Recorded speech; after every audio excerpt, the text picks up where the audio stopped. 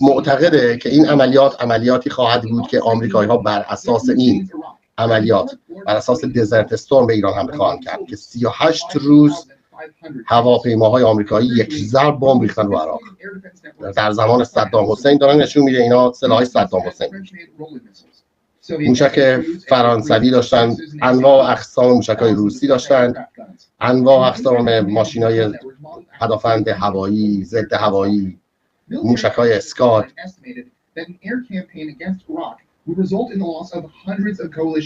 و ایشون میگه در اون موقع کارشناسا میگفتن اگر آمریکا حمله کنه صدها هواپیماشو عراقی‌ها خواهند زد. این هواپیمایی که می‌بینید این از B-117، این هنوز رو ایران امتحان نکرده، یه مدل کوچیک‌تر از B-2 اسپریت. با اینا شروع کردن امریکایی‌ها جنگو.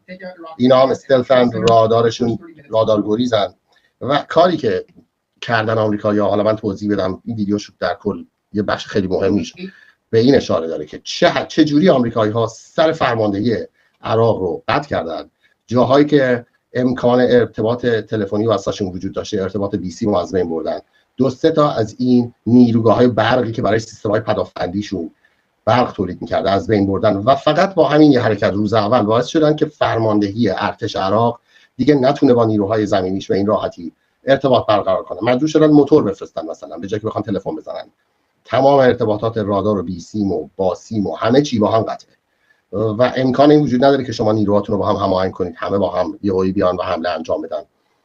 میشن هر کدومشون یک جزیره دور افتاده از همدیگه و بعد اونجوری ساده تره که شما هدف قرارشون بدید و کلا اشاره میکنه که این بهترین مدل برای اینکه واسه ایران هم اجراشه، چون به گفته این افسر ارتش اسبق نیروی هوایی آمریکا، جمهوری اسلامی هم سیستم مدیریتیش در سپاه پاسداران شبیه صدام حسینه، یک مش آدم فروش آدم کشند که لزوما تاکتیکا و استراتژی‌های زیادی نمیدونن نقاط ضعفشون چیه، فکر میکنن شهر موشکی ساختن زیر زمین غیر قابل دسترسیه.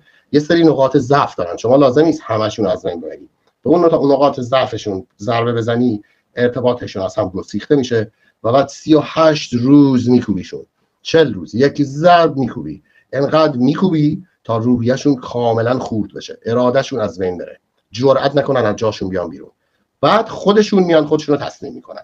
این طرحیه که ایشون میگه، این افسر ارتش میگه داره آمریکا، یعنی یک جنگی رو راه بندازه در ایران که نتونن سپاه به هیچ وجه، بیت رهبری، خبرگان، نمیدونم شورای نگهبان، اینا نتونن اصلا با هم ارتباطاتی برقرار کنن که بخوان کشور رو کنترل کنن.